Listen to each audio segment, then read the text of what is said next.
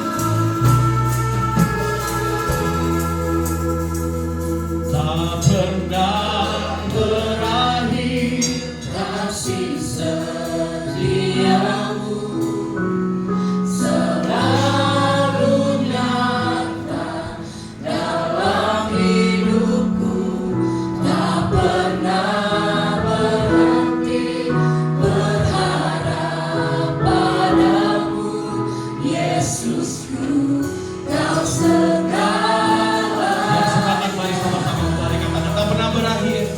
Tak pernah. Nyatakan di hadapan Tuhan Kasih setia selalu nyata dalam hidup kami.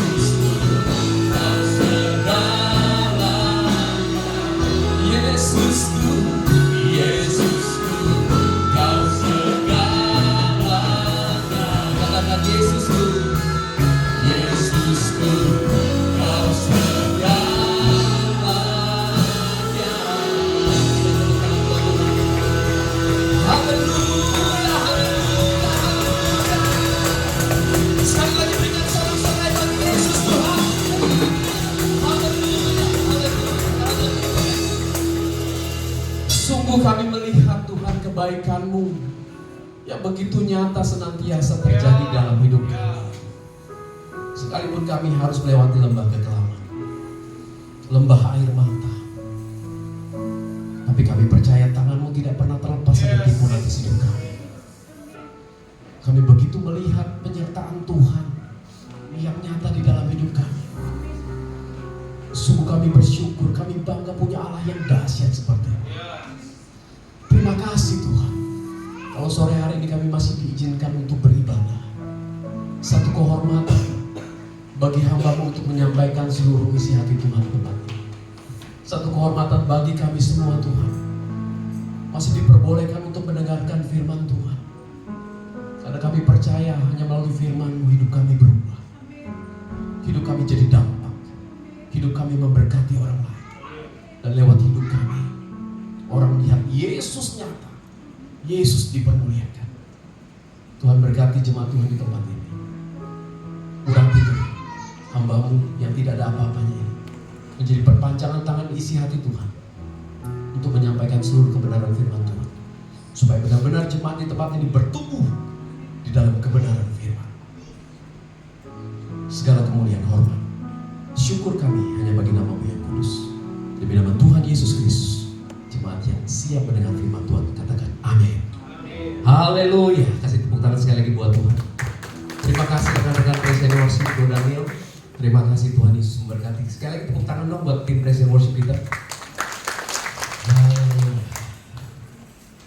Shalom jemaat Tuhan. Puji nama Tuhan, saya senang sekali hari ini kembali dapat dipercaya. Terima kasih buat Tuhan Yesus yang sudah kasih saya kesempatan sore hari ini. Terima kasih buat Pak Gem yang sudah kasih saya kesempatan, rekan-rekan pejabat di tempat ini, pekerja, Pak Suhendar, Pak Jo, siapa lagi ya, Pak Wimpi, teman-teman semua, thank you. Dan saya percaya sore hari ini kita semua diberkati, amin. Coba bilang kiri kanan gini, Besti, kamu pasti diberkati sore hari. Colek dong, bilang Besti, kamu pasti dapat berkat sore ini. Haleluya. Saudara, tadi pagi saya diminta untuk sharing di Teens. Dan saya bilang gini sama anak-anak Teens, tahu nggak kita bahwa ketika kalian sekolah ada dua hal yang terjadi. Pertama, sebagai murid kalian punya hak dan punya namanya kewajiban. Hak sebagai murid adalah menerima pengajaran dari guru, menerima bekal, diperbekali oleh sekolah dari guru. Tapi selain kita punya hak, kalian punya hak, saya bilang, kita punya satu kewajiban. Ada kewajiban ketika kita sekolah, kita berkewajiban untuk belajar, Pak. Kita berkewajiban untuk melakukan atau mengerjakan tugas-tugas yang guru percayakan kepada kita. Dan saya katakan kepada anak-anak Teens tadi pagi, sama halnya ketika kita mengikuti Yesus. Ada hak-hak yang diberikan Tuhan kepada kita. Makanya saya katakan kepada anak-anak muda tadi pagi gini, Pak. Konsep kita beribadah itu harus kita ubah. Anak-anak muda itu banyak kali malas beribadah, Pak, karena berpikir ibadah berat.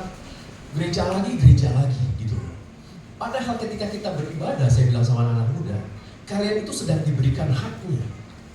Hak untuk menerima pengajaran, hak untuk dibekali gitu. Dan itu sangat penting. Dan saya bilang kepada anak-anak muda, ketika kita mengerti bahwa kalau kita datang ke gereja itu kita sedang diberikan hak. Ketika Pak Agem berkhotbah di tempat ini mengajar, kita sedang menerima hak kita untuk mengerti firman Tuhan. Tapi jangan lupa, saya bilang, kita punya kewajiban. Kewajiban kita adalah apa? Saya bilang sama anak-anak muda, simple, memperkenalkan Yesus kepada setiap orang. Nah, saudara, seringkali ada statement yang bilang gini, Pak, I have a good life. Saya punya kehidupan yang baik, Pak. Pak Andre, I have a good life. Saya nggak jahatin orang, Pak. Saya nggak ngomongin orang. Saya punya keluarga yang baik-baik, Pak. Saya punya istri yang baik-baik. Saya punya penghasilan yang baik. I have a good life. Saudara, nggak ada yang salah dengan have a good life, benar? Tapi percayalah, Tuhan nggak mau kita berhenti hanya di titik have a good life. Ada juga yang bilang gini, Pak Andre, I have a pleasant life, Pak. Saya punya kehidupan yang menyenangkan banget, Pak. Saya punya duit. Saya bisa beli jam tangan. Kalau saya beli jam tangan itu mereknya Rolex atau apa, Pak? Pak tuh yang terkenal itu, Pak. Yang harganya tuh udah ember, bukan ember ya. Dan itu lagi ngetrend. Saya punya uang. I have a good life. Saya kalau makan pagi di Singapura, Pak. Makan siangnya saya ke Australia, makan malam di Hong Kong. Waduh, ngeri banget. I have a pleasant life. Saya punya kehidupan yang menyenangkan. Saya punya uang. Saya bisa melakukan apapun. Saudara, nggak ada yang salah dengan sebuah kehidupan yang menyenangkan. Tapi percayalah, Tuhan nggak panggil kita hanya berhenti di sebuah titik yang namanya hidup yang baik dan hidup yang menyenangkan. Tuhan mau kita masuk ke dalam level yang ketiga, yang namanya impact life and meaningful life. Satu kehidupan yang berdampak, satu kehidupan yang bermakna. Nah, pertanyaannya sore hari ini gini, hidup kita bermakna gak nih? Hidup kita berdampak gak nih? Mungkin hidup kita berdampak, tapi berdampak buruk. Banyak orang Kristen datang ke gereja, bertahun-tahun ke gereja, tapi ternyata ditemukan hidupnya gak berdampak baik, membawa dampak yang buruk. Banyak orang Kristen hidup sih hidup, tapi gak membawa dampak yang baik ternyata. Nah, coba bilang gini, kiri kanan, kalau gak bisa nolong, jangan merongrong. Bilang kiri kanan gini, kalau gak bisa jadi solusi, jangan jadi polisi. Jangan jadi polusi. Tahu gak polusi? Yang bikin mati orang itu polusi itu. Kalau udara udah polusi, itu udah orang cepat mati. Saudara, hidup kita jadi berkat ya. Artinya gini, hidup kita jadi harus bermakna. Hidup kita harus membawa dampak yang baik. Hidup kita harus meaningful gitu. Saudara, ada yang pernah ke Bandara Manado di sini? Bandara Manado, Bandara Samratulangi. Kalau ada teman-teman atau bapak ibu yang pernah ke Bandara Manado, di bandara itu ada tulisan segede gaban itu. Tulisannya gini, Sito Timo Tumoto. Wah, itu keren banget tuh. Itu yang bikin Pak Samratulangi kan. Itu filosofi ternyata. Sito Timo Tumoto. Kalau nggak percaya nanti datang deh ke Bandara Manado. Ada tulisan segede gaban Sito Timo Tumoto. Artinya gini Pak. Hidup itu ternyata harus membawa hidup buat orang lain. Hidupmu itu, hidup kita ini harus menghidupi orang lain. Nah pertanyaannya sederhana sore hari ini. Hidup kita bawa kehidupan orang lain atau bawa kematian Pak? Nah ini satu pertanyaan yang harus kita jawab. Saudara, banyak orang Kristen yang hidup sih hidup, bergereja, tapi ternyata hidupnya gak bawa dampak yang baik. Hidupnya bukan bawa kehidupan, hidupnya malah membawa kematian.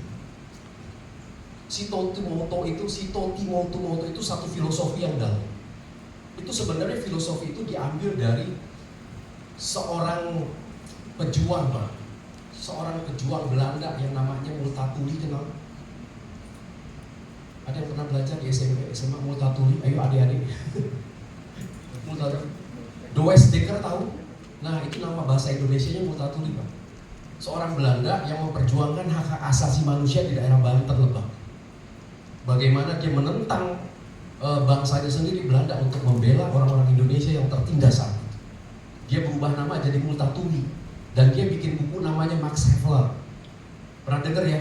Lupa ingat kan itu zaman SD dulu. Dan dia buat satu statement begitu.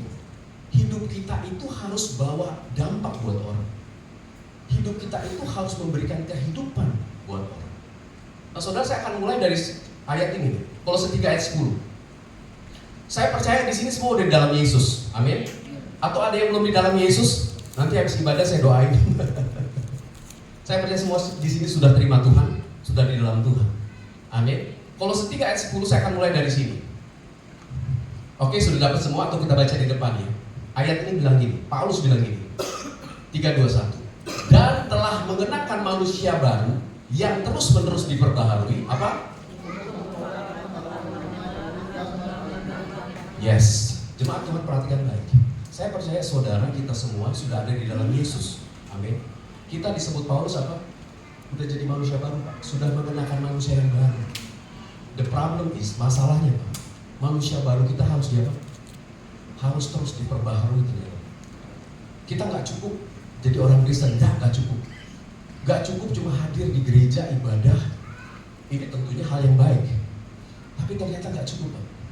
Nggak cukup kita cuma datang pujian penyembahan dengar firman. Tapi ternyata Paulus bilang gini nih, manusia baru itu yang adalah saudara dan saya itu harus terus-menerus diperbaharui Pak. Saudara, kalau saudara punya handphone dan handphone saudara nggak pernah di-upgrade, minimal ada 3 masalah Pak. Pertama, saudara nggak akan dapat fitur-fitur yang baru, benar gak?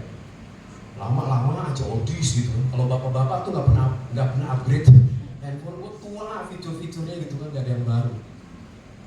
Yang kedua, akan gampang yang namanya kena bug atau hang atau virus Pak. Gitu. Virus. Biasanya tuh aplikasi-aplikasi itu perusahaan-perusahaan yang membuat aplikasi, dia selalu mengupdate Pak. Ada masalah nggak nih di dalam aplikasi yang mereka buat? Mereka akan bikin trial and error. Kita pakai nanti biasa ada masukan-masukan tuh di aplikasi. Wah sering nyangkut nih Pak, begini. Mereka akan perbaiki. Nah kalau kita nggak pernah update, handphone kita akan cenderung kena bug atau virus itu. Nah yang ketiga juga sama. Biasanya handphone kita tuh hang, gitu. Terlalu berat. Karena memang iOS-nya atau OS-nya itu nggak diupgrade, gitu. Nah sama halnya dengan kekristenan kita Pak. Ternyata manusia baru kita ini harus diperbaharui, harus terus-menerus di-upgrade Pak. Untuk apa? Untuk supaya kita memperoleh pengetahuan yang benar menurut gambar kalibnya. Makanya Roma 12 bilang begini, berubahlah melalui pembaruan budi dan pikiranmu sehingga kau tahu kehendak Allah apa yang baik, berkenan, ada levelnya Pak. Dan itu bicara tentang upgrade, gitu. Tuhan nggak mau kita cuma berhenti sampai di baik. Tuhan juga kurang puas ketika kita berhenti sampai tingkat berkenan. Tapi Dia pengen kita sempurna. Karena firman Tuhan berkata sempurnalah. Gitu. Bahasa aslinya teleos. Teleos itu artinya berfungsi sesuai fungsinya. Kalau saya punya handphone, fungsinya adalah untuk WA, telepon, bukan untuk lempar istri pakai handphone, Pak. Artinya tuh handphone saya nggak berfungsi. Gitu. Kalau saya punya ulekan di rumah, ibu-ibu nih yang biasa nyambel di rumah, ulekan itu fungsinya buat apa? Buat ulek. Gitu. Nah itu teleos, Pak, itu berfungsi. Bukan untuk ketok anak, Pak, pakai ulekan, letak gitu. Itu nggak berfungsi. Nah Tuhan mau kita sempurna, berfungsi sesuai fungsinya. Gitu. Ada satu hal yang sangat besar yang masing-masing kita miliki. Cuma seringkali kita nggak pergunakan itu. Nah saudara, pertanyaannya sederhana gini, gimana sih hidup kita bermakna? Bagaimana sih hidup kita bisa memiliki hidup yang meaningful life, hidup yang berarti? Coba tolong buka deh. Oke, Kolose 3 ayat 14. Paulus bilang gini, dan di atas semuanya itu apa? Yes. Yang pertama, supaya hidup kita bermakna, berdampak. Pertama Paulus bilang gini, di atas semuanya itu kenakanlah kasih sebagai pengikat yang mempersatukan dan menyempurnakan. Saudara, kalau kita mau hidup berdampak, bermakna, yang pertama saya mau katakan hidup di dalam kasih. Kasih yang Paulus maksud di sini bukan kasih eros, bukan kasih video atau bukan kasih store. Karena kasih eros, video dan store itu terbatas. Makanya sebelum dia ngomong kayak gini, dia berbicara tentang 3 kasih yang gak sempurna itu, eros, storge, dan video. Tapi ketika dia bilang begini, di atas kasih-kasih yang gak sempurna itu, kita harus mengenakan kasih. Dia bilang, kasih ini udah bukan lagi eros, storge, dan video, tapi diterjemahkan sebagai agape. Kasihnya Yesus, kasih yang tanpa syarat, kasih yang tanpa batas. Untuk apa dia bilang? Sebagai pengikat yang mempersatukan dan menyempurnakan. Bu, Pak, kasih kita terbatas. Kasih saya terhadap istri saya terbatas. Terbatas dengan waktu, tempat, karakter saya. Kadang kalau lagi emosi, sulit Bu ngasih istri, bener. Apalagi kalau capek-capek pulang, diomelin gitu. Waduh, itu kayaknya udah tensinya udah tegang. Bener ya Bapak-bapak ya? Bapak-bapak masih pernah ngalamin nih. Berbahagialah kalau punya istri cerewet, Pak. Itu anugerah, Pak. Kalau istri cerewet itu saya bilang sama Pak Gem, itu anugerah ya Pak Gem. Kalau istri udah diam, itu gawat itu. Itu udah bahaya. Saudara, yang pertama, kalau kita mau hidup berdampak, Paulus bilang apa? Hiduplah di dalam kasih. Hiduplah di dalam kasih. Arti kenakanlah yang Paulus katakan di sini itu endino atau endoo. Digambarkan seperti orang yang pakai baju. Gitu. Kenakanlah kasih, Paulus bilang. Kalau saya pakai sepatu ini saya copot ya, terus saya pakai lagi, nah itu kenakan. Gitu. Saudara bayangin ketika saudara ke tempat ini lupa pakai baju. Apa jadinya Pak? Begitu sampai gereja, kok gue gak pakai baju ya? Saya percaya saudara pulang balik. Atau lupa pakai sepatu, saudara pasti cabut balik. Artinya gini, kasih itu harus dikenakan. Dikenakan setiap hari. Ketika hari ini kita gagal mengasihi istri, pakai lagi Pak. Ketika hari ini kau gagal mengasihi temanmu, pakai lagi. Jangan menyerah, pakai lagi. Itu arti kata kenakanlah kasih yang Paulus maksud. Nah saudara tahu cerita tentang Mother Teresa, Ibu Teresa dari Calcutta, India, seorang pejuang hak-hak asasi manusia dari India, yang begitu saya baca tentang kisah Mother Teresa, jujur saya terharu banget. Kita ini belum ada apa-apanya. Bagaimana beliau itu mendedikasikan diri, memelihara orang-orang yang sudah gak dianggap di sana yang sakit kusta di Calcutta. Orang-orang yang bahkan orang jijik gitu dengan penyandang kusta ini. Kita tahu kusta itu menular. Tapi Mother Teresa, Ibu Teresa, itu nggak pakai lagi istilahnya sarung tangan Pak ngurus mereka. Dia langsung ngobatin mereka, mengobati luka-luka mereka, membalut mereka. Itu yang dilakukan Ibu Teresa. Makanya saya ingat gini, ketika Mother Teresa meninggal, kalau ada ibu-ibu di sini, bapak-bapak yang ngalamin saat itu ingat gak? Seluruh TV di dunia ini menyiarkan live. Ingat gak? TV itu live Pak. Dan seluruh pemimpin-pemimpin dunia kasih hormat.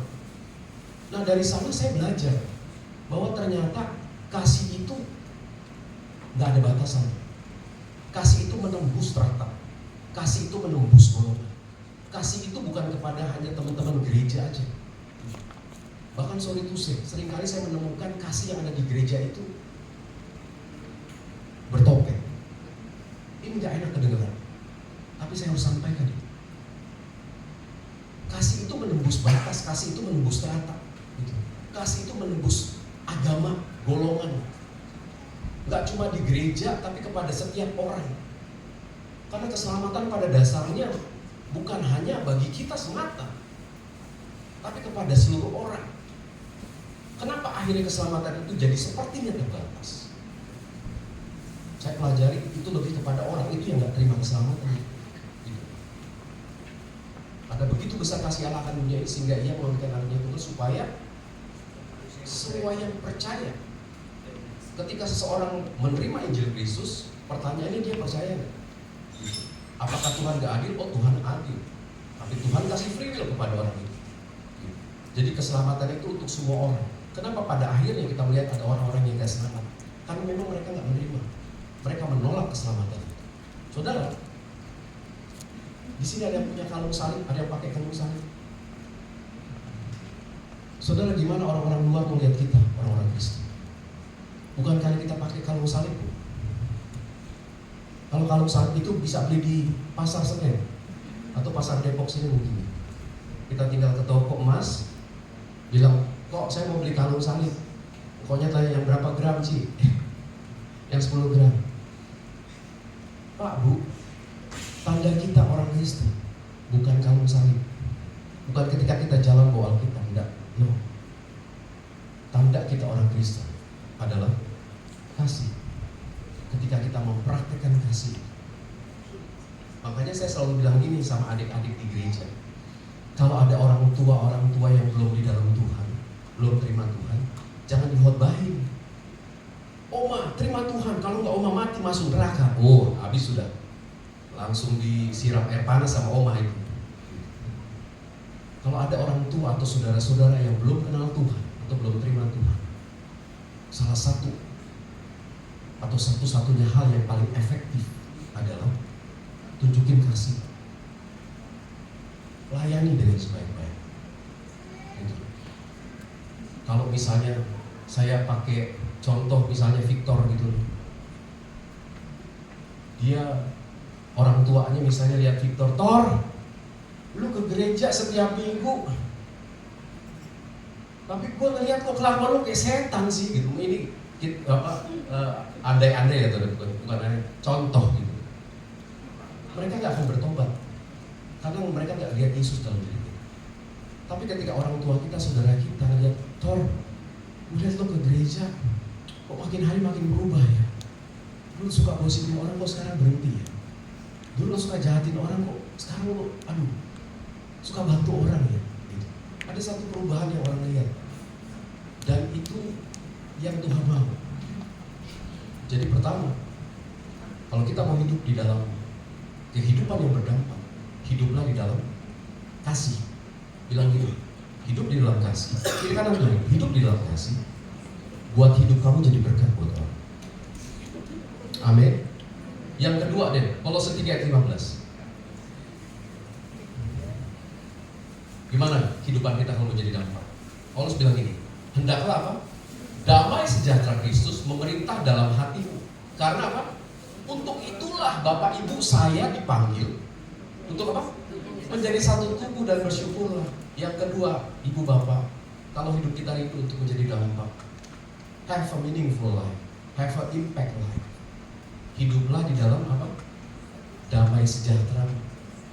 Anak-anak muda, Wandi ini sudah sering ngalamin nih, ketemu dengan anak-anak muda.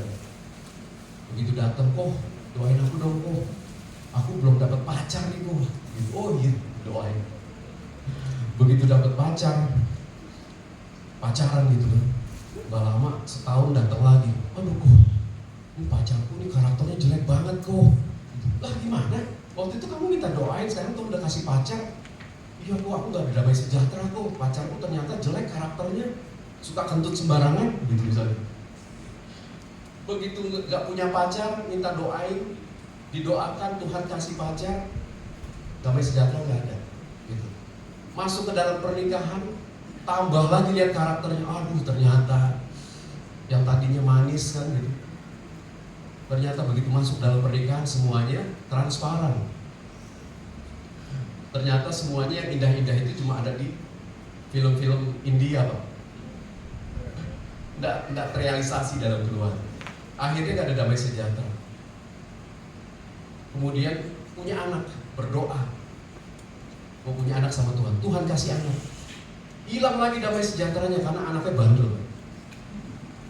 Udah gede anaknya ngelawan. Saudara, pentingnya kita untuk hidup di dalam damai sejahtera. Buat apa punya pacar kalau nggak damai sejahtera, anak-anak muda? Anak-anak muda yang lagi pacaran nih. Buat apa kalau pacaran ribut mulu setiap hari? Saya dulu ngalamin, Pak, itu pengalaman pribadi saya. Mau ibadah nih, mau pimpin pujian nih, kayak Bro Daniel, 5 menit belum ibadah nih, mau pimpin pujian, berantem dulu di belakang, Pak. Akhirnya saya pimpin pujian kehilangan damai sejahtera. Aduh, udah gak ada urapan deh. Habis ibadah terusin lagi berantem, Pak, sampai pagi. Sampai malam, sampai pagi. Buat apa pacaran gak ada damai sejahtera? Buat apa membangun keluarga kalau gak ada damai sejahtera? Makanya firman Tuhan, damai sejahtera itu penting. Banyak orang Kristen hidup sih hidup, ibadah sih ibadah, tapi gak ada damai sejahtera di dalam hidupnya. Kenapa seringkali banyak terjadi kerusuhan-kerusuhan di dalam gereja? Pertengkaran, perselisihan, bentrokan, gesekan, karena gak pernah ngalamin damai sejahtera itu. Pak, saya mengalami gini, ketika orang itu punya damai sejahtera, even dia ada di dalam kerusuhan, itu kerusuhan bisa langsung redam. Serius, saya ngalamin itu. Kalau hidup kita dipenuhi dengan damai sejahtera, datang ke satu kelompok yang lagi ribut, itu kelompok itu bisa langsung tenang. Kenapa? Karena kita bawa damai sejahtera itu. Berbeda dengan orang yang punya damai sejahtera. Kelompok yang tenang kita datang malah jadi ribut, malah jadi acak-acakan semua. Makanya pentingnya hidup di dalam damai sejahtera, gitu. Makanya Yesaya 32 ayat 17 bilang gini, di mana ada kebenaran, di situ akan tumbuh damai sejahtera, dan akibat kebenaran ialah ketenangan, ketentraman untuk selama-lamanya, gitu. Artinya gini loh, damai sejahtera itu tumbuh kalau hidup kita nih, Bapak Ibu, saya saudara, dipenuhi dengan firman Tuhan. Karena firman Tuhan bilang jelas, di mana ada kebenaran. Apa itu kebenaran? Firman Tuhan, Pak. Di situ akan tumbuh damai sejahtera.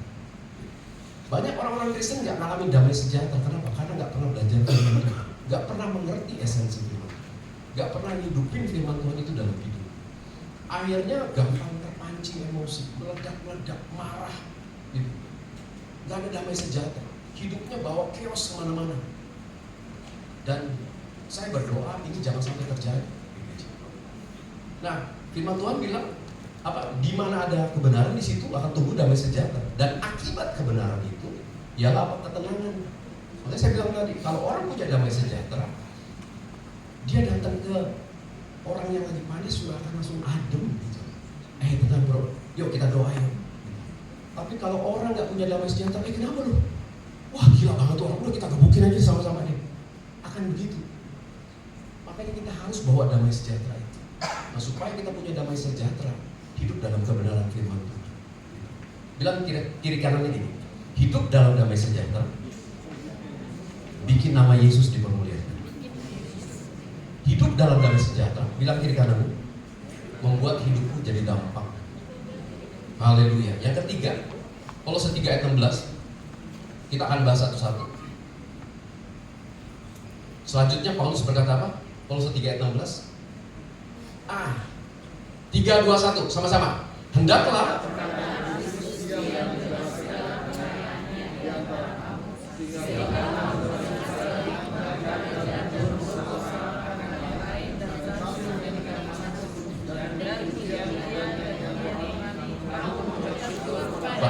di dalam hatimu. Yang ketiga, kalau hidup kita mau jadi dampak, hidup kita mau masuk ke dalam sebuah kehidupan yang berdampak, berguna, hiduplah di dalam perkataan Kristus, Pak. Makanya seringkali saya ngomong sama teman-teman di gereja, Pak, kalau itu bukan perkataan Kristus, hindari. Serius, ya? Kalau itu bukan perkataan firman, mendingan ditahan di bibir. Ini yang seringkali membuat keributan dan kerusuhan di dalam gereja. Kalau bukan perkataan Kristus itu, sebaiknya ditahan. Karena perkataan-perkataan Kristus itu artinya perkataan yang membangun, perkataan firman. Saya mempelajari begitu banyak. Tuhan kasih lihat kepada saya itu di dalam pelayanan-pelayanan yang saya dipercayakan oleh Tuhan, bagaimana gereja itu rusak gara-gara perkataan. Bahkan firman Tuhan bilang lidah kita ini jahat. Lidah kita ini jahat. Lidah kita ini di kitab apa ya? Yakobus kalau nggak salah. Bilang lidah kita itu digerakkan oleh api neraka. Gitu. Sebuah kapal aja bisa digerakkan dengan setir yang begitu kecil. Makanya saudara perhatikan, kalau hidup kita mau jadi dampak, hiduplah di dalam perkataan Kristus. Saya pernah ngobrol-ngobrol sama Victor, karena setiap kali beribadah biasanya saya perhatikan. Tadi, saya diberkati banget, begitu masuk, Pak Suhendar udah nyambut saya di depan. Shalom Pak Andre, ini Asyar nih keren banget nih buat saya nih. Terus ibu juga, teman-teman yang lain. Pak, saya pernah bilang sama Victor gini, Tor, gereja itu harus menempatkan asyir itu yang bagus-bagus itu, Pak. Karena asyir itu jadi cerminan gereja, Pak. Seringkali nih, bukan di sini, di tempat lain. Saya masuk ke gereja nih, ada asyirnya, nggak nyambut, Pak, cuek aja. Saya lewat aja. Saya bilang, aduh, ini asyir kok nggak mendukung kemajuan gereja ya, gitu. Makanya saya bilang dulu kan sama Victor Kantor, kita harus taruh asyir-asyir di ibadah itu yang bagus-bagus. Orang yang hangat gitu. Kalau ketemu orang itu yang hangat, negur, sapa gitu. Jaga perkataannya. Jangan sampai taruh asyir di sana yang perkataannya sembarangan, Pak, gitu. Begitu ketemu sama temannya yang udah lama gak datang, "Woi, monyet dari mana aja lu?" Kadang-kadang kan suka kelepasan gitu. "Woi, gendut dari mana aja lu, Dut?" gitu. Kalau sana ada tuh, "Woi Dut, dari mana aja tuh Dut?" gitu. Saudara, kadang-kadang itu perkataan menyakitkan gitu. "Lo ngajar lo dari mana?" Oh saudara, kalau ada asyir yang model kayak gitu, saya percaya itu jemaat gak akan balik lagi, saudara. Dia akan kepahitan pulang. Makanya saya bilang tempatkan asyir di gereja yang bagus-bagus, yang punya perangai dan sambutan yang hangat, senyum gitu. Jangan asyir shalom, orangnya di sini mukanya ke sini shalom. Pak, kita pernah punya satu kasus ya Pak Gem ya. Gara-gara itu tuh jemaat nggak mau datang lagi. Laporannya sampai ke Pak Gem. Hah, masa sih? Makanya kita di pusat nih, kalau Pak Gem lagi sibuk, udah kita di belakang ngumpul. Mana nih yang perlu kita salamin? Kita salamin, shalom. Supaya nggak ada yang kelewat. Soalnya kita nggak ngerti, mungkin orang itu lagi bermasalah di rumah, lagi hopeless, desperate gitu.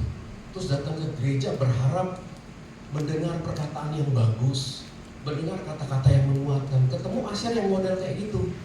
"Woi, dari mana aja lu, goblok lu, gak pernah datang ke gereja."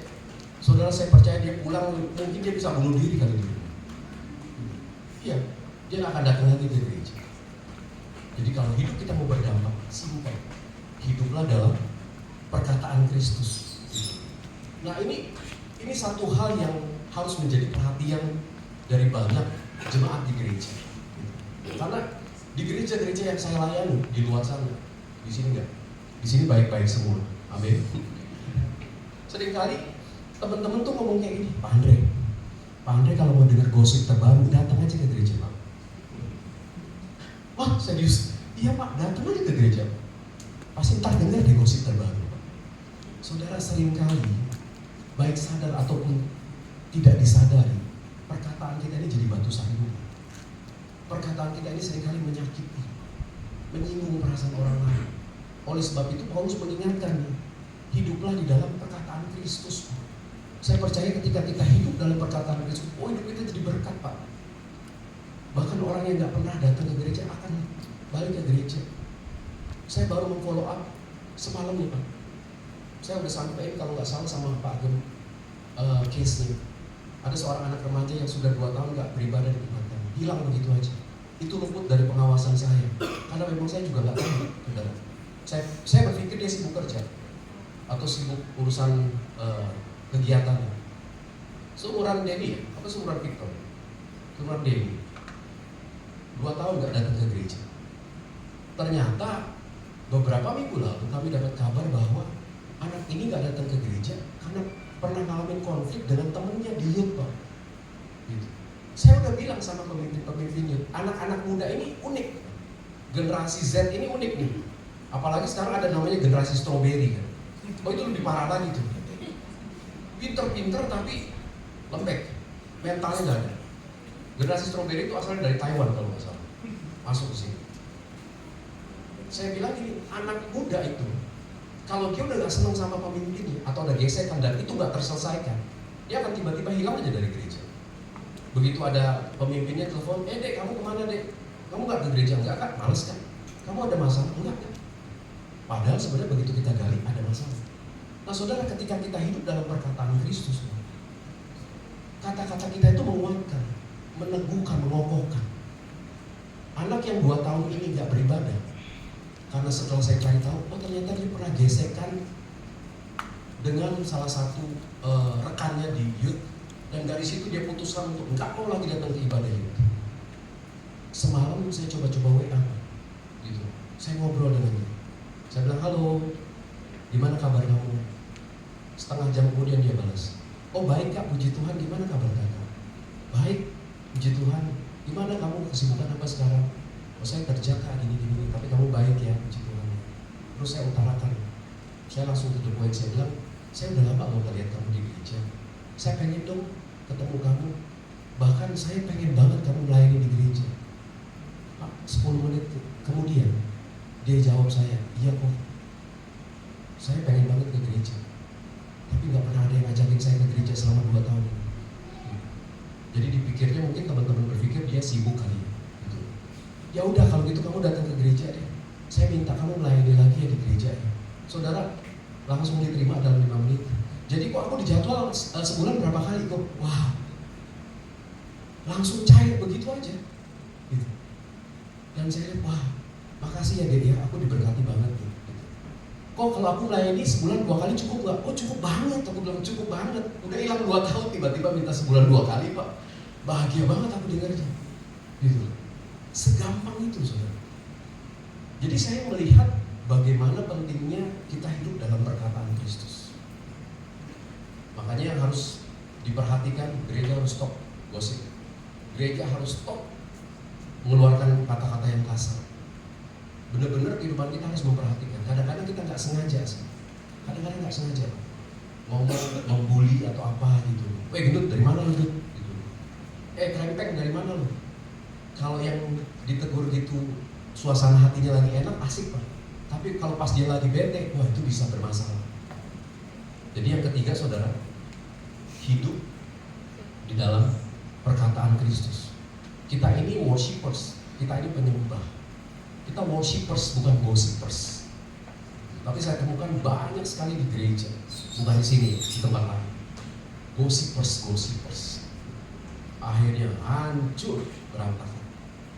Saudara, kita hidup ini seperti di akuarium. Serius. Kita ini hidup seperti di akuarium. Orang tuh ngeliatin kita. Bahkan saya pernah ke satu mall, ya namanya ke mall kan Pak pakai celana. Waktu itu zaman masih agak muda dikit lah, belum setua sekarang. Ke mall, pakai celana agak robek-robek. Karena jeansnya agak muda agak lama. Saya ketemunya juga nggak ngeliat dia. Rupanya teman gereja, gitu, teman gereja. Dan saya nggak tahu di mall itu ada dia. Udah, gitu. Nggak tahu saya dapat kabar. Ada gosip di belakang yang bilang itu Pak Andre itu gak rohani banget ya. Jalan-jalan celananya robek-robek. Pendeta apaan tuh kayak gitu? Waduh, habis saya. Saudara, hidup kita tuh kayak di akuarium. Satu sisi kita dilihatin orang. Bener, serius. Kita dilihatin orang. Ya tentunya kita nggak boleh jaim ya. Makanya satu sisi lagi kita harus menampilkan karakter Kristus. Dan salah satunya adalah hidup dari perkataan Kristus. Saudara lakuin perkataan Kristus saja, hidup kita akan jadi dampak.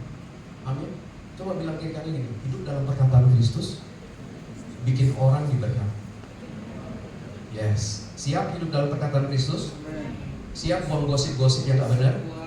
Yes. Kalau bukan firman, gak usah ngomong Pak, ditahan Pak. Gitu.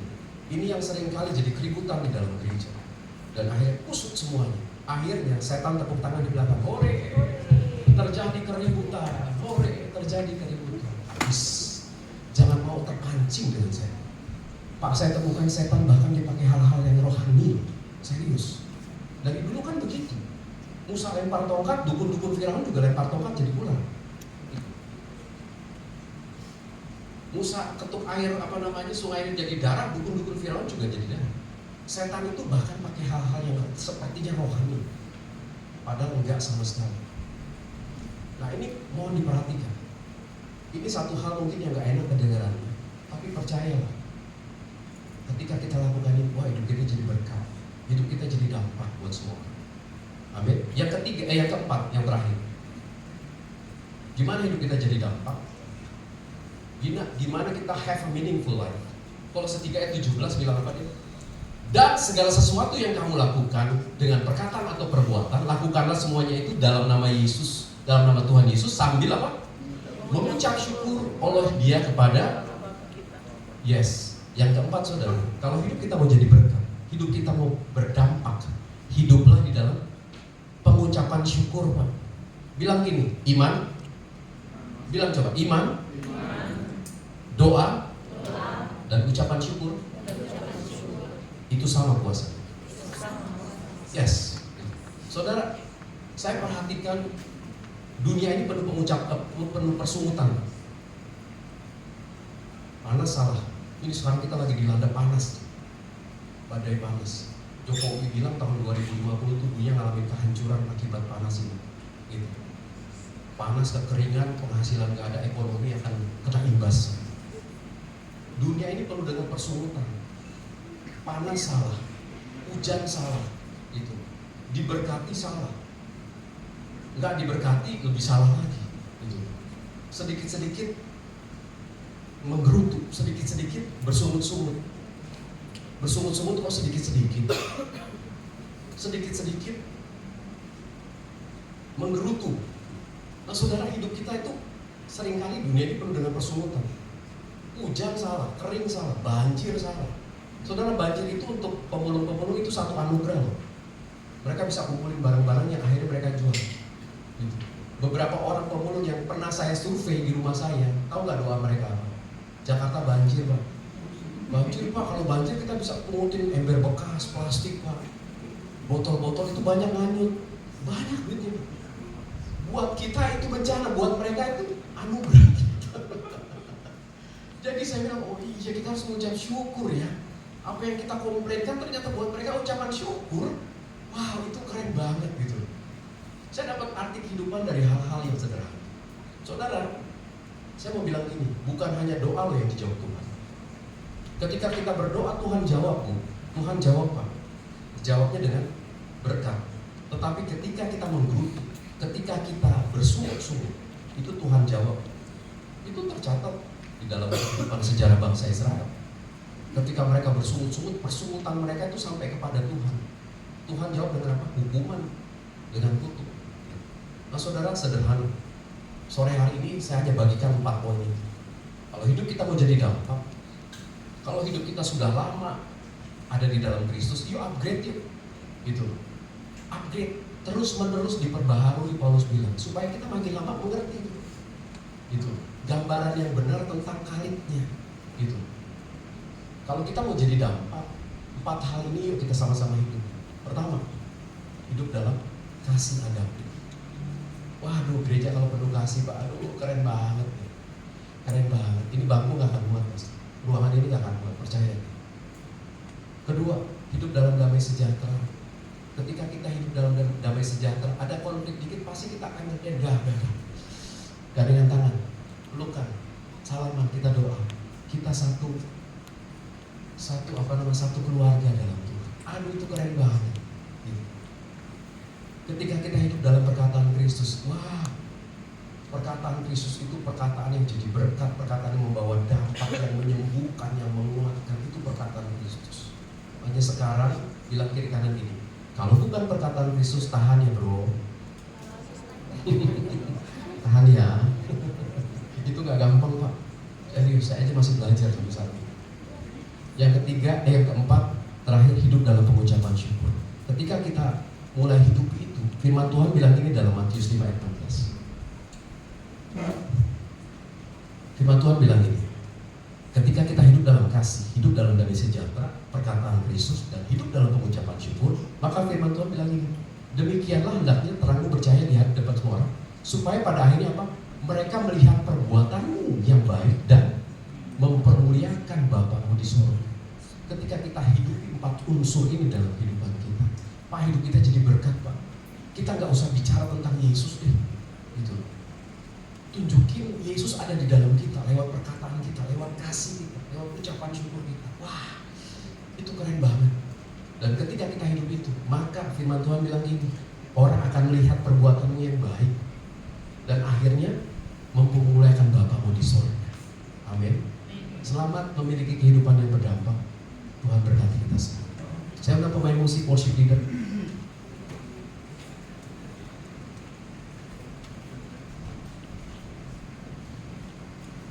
Haleluya. Yes.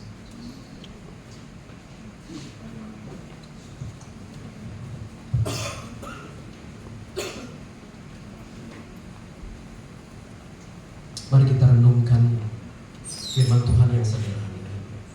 Kalau selama ini kita sudah jadi Kristen, hidup di dalam kasih anugerah Tuhan, tapi kita belum menghidupi kasih itu di dalam hidup kita.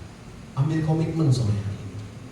Katakan kepada Tuhan, aku mau belajar mengenakan kasih itu, kasih agape itu. Tuhan, kasih kami terbatas Tuhan. Kasih kami terbatas dengan waktu, dengan tempat, dengan keadaan, dengan karakter kami pribadi.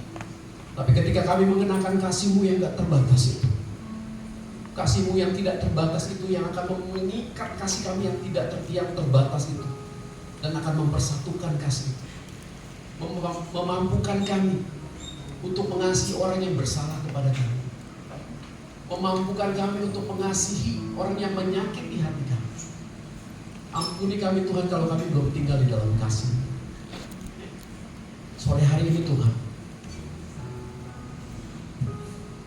latih kami, jamah hati kami Tuhan. Ora basyada dada, tidak lama masyada, masyada dada,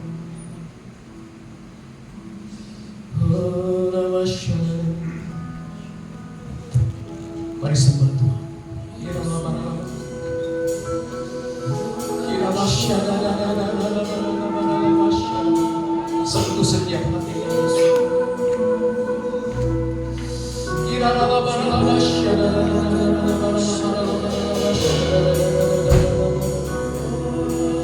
Mari minta Tuhan memperbaharui kasih-Mu saudara. Minta Tuhan memulihkan hati kita saudara. Dan Tuhan, aku mau hidup di dalam kasih. Aku mau mulai hidup dalam damai sejahtera Tuhan. Aku mau mulai hidup di dalam perkataan Kristus, perkataan yang menguatkan, yang membangun, yang memulihkan.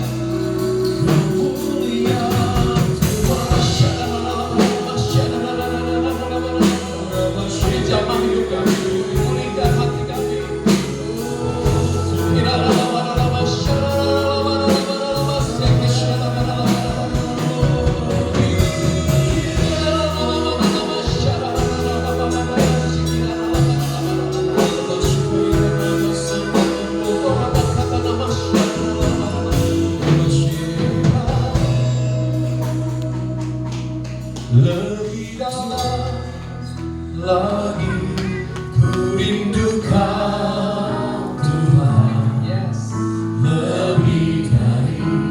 segala yang ada. Lebih dalam lagi ku cinta Kau Yesus, ku mengasihi. Angkat suara kita katakan lebih dalam lagi. Lebih dalam lagi ku rindu Kau Tuhan, lebih dari segala yang ada. Lebih dalam lagi ku cinta Kau Yesus, ku mengasihimu.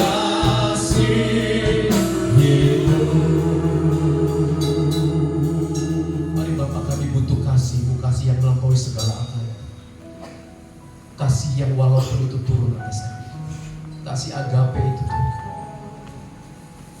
kasihnya Yesus itu Tuhan, kami mau mengenakan di dalam hidup kami. Ampuni kami Tuhan kalau selama ini kami belum hidup di dalam kasih. Ampuni kami Tuhan, kami mau belajar untuk mulai hidup di dalam kasih agape-Mu Tuhan. Mengasihi istri kami, mengasihi suami kami, mengasihi rekan-rekan kami Tuhan, mengasihi orang lain, bahkan yang bersalah kepada kami. Kami mau belajar seperti Yesus mengasihi kami, mengampuni kami. Kami mau mengasihi, mengampuni orang-orang yang bahkan menyakiti hati kami.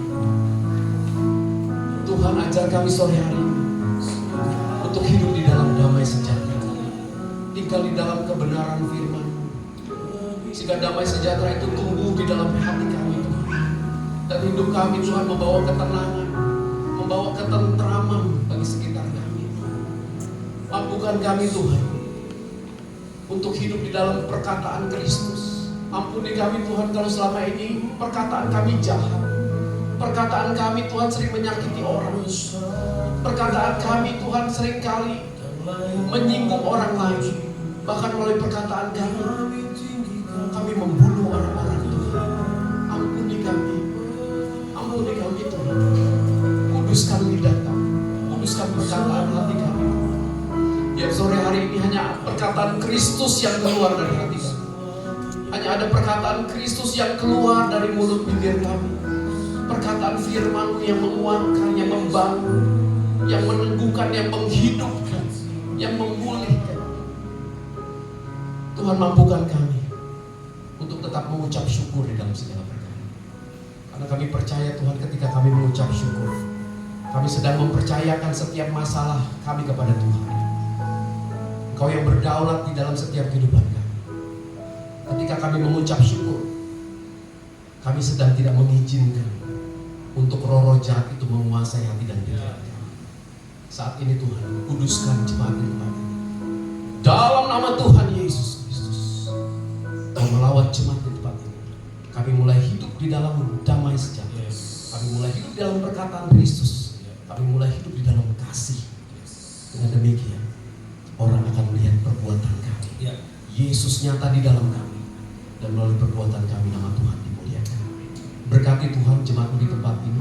Roh Kudus-Mu yang memimpin jemaat Tuhan setiap hari semakin di-upgrade, semakin hari semakin diperbaharui, sehingga semakin hari mengenal gambar dan karakter. Berkati Tuhan gembala sidang kami Bapak Immanuel Gatot. Kau berikan kekuatan, damai sejahtera.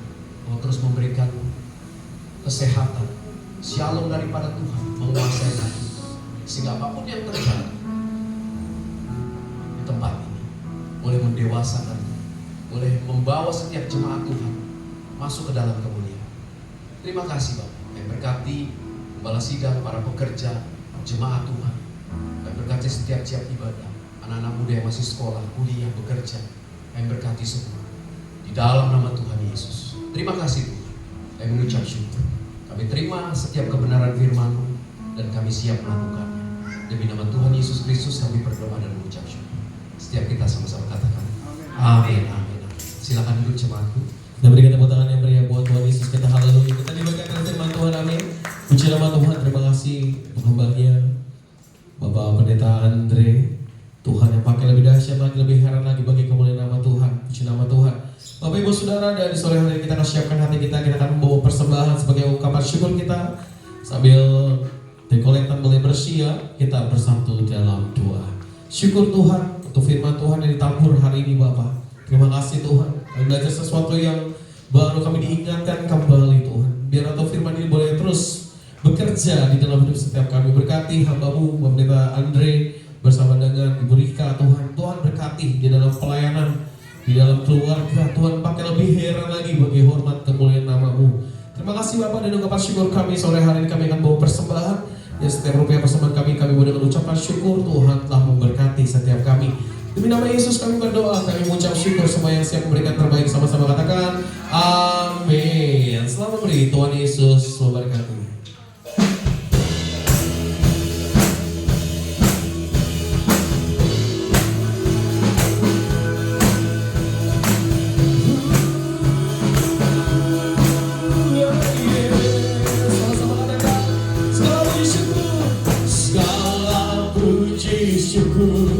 Hanya bagimu Tuhan, sebab Kau yang layak dipuja. Kami mau bersorak tinggikan nama-Mu. Haleluya.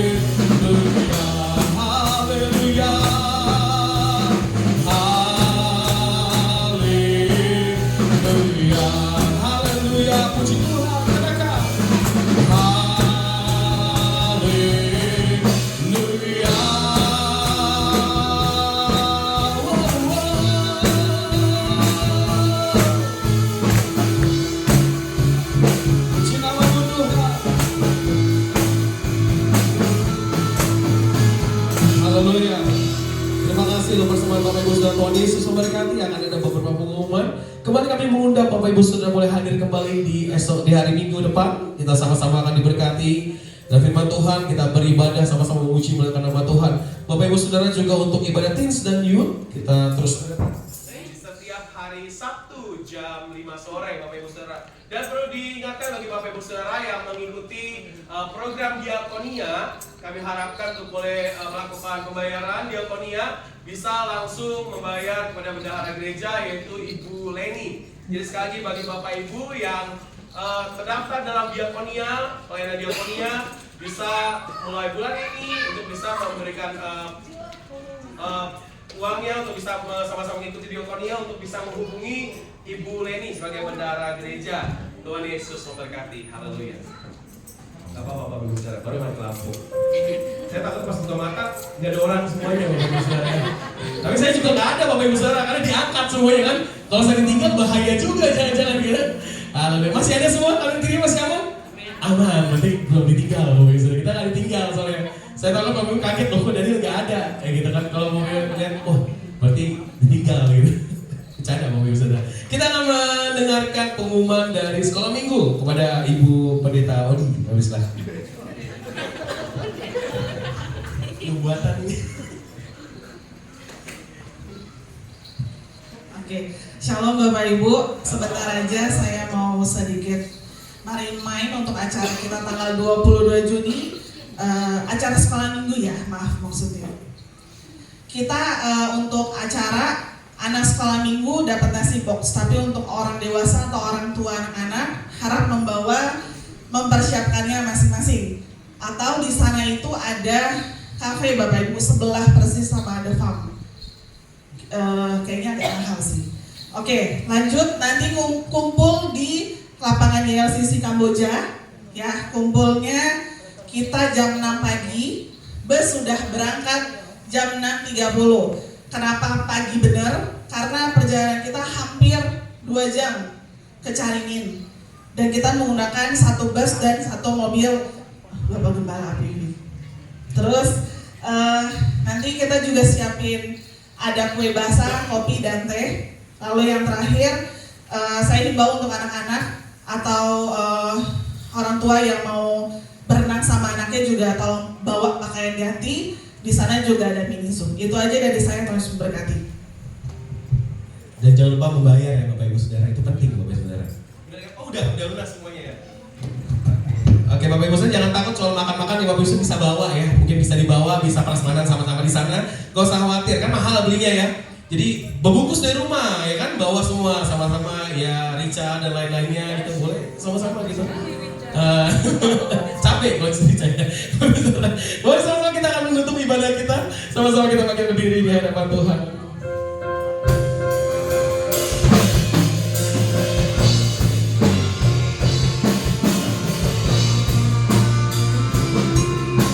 Sama-sama katakan kerajaanmu Tuhan, kerajaanmu datanglah, kehendakmu jadilah di bumi seperti di surga.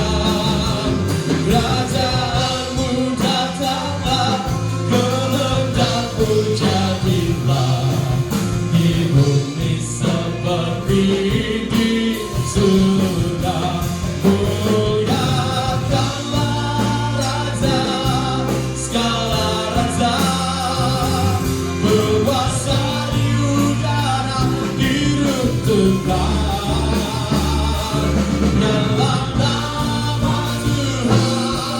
Ditegakkan sekarang kemuliaan kuasa-Nya atas kita. Kerajaan-Mu datanglah. Amin Bapak Gembala. Kita menutup dalam ibadah dan berkata, di bumi seperti di surga. Kerajaan-Mu datanglah, kehendak-Mu jadilah.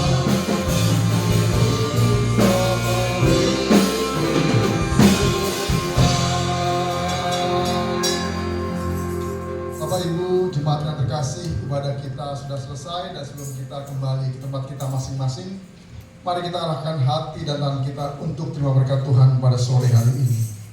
Anugerah yang melimpah dari Bapa di surga, kasih setia dari Tuhan kita Yesus Kristus, serta persekutuan yang manis, pertolongan, penghiburan, kekuatan, serta pimpinan dari Allah Roh Kudus kiranya menyertai kita hari ini sampai Tuhan Yesus datang untuk kedua kalinya. Terimalah berkat ini dan jadilah berkat dimanapun kita berada. Semua yang percaya dan terima berkat, sama-sama kita katakan amin. Terus berkati, selamat sore, selamat hari Minggu. Sampai berjumpa kembali. Tuhan Yesus memberkati.